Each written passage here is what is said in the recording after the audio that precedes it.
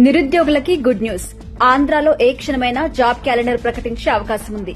ఇక ఏపీ గ్రామ వార్డు సచివాలయాల్లో అయితే భారీగా ఉద్యోగాలు రిలీజ్ అయ్యే అవకాశం ఉంది. సో ఇప్పటికే ప్రభుత్వ విభాగాల వారీగా ఖాళీల సమాచారాన్ని కూడా సేకరించేసింది. ప్రజెంట్ రెవెన్యూ శాఖలో మొత్తం 13,000 ఖాళీలున్నాయి.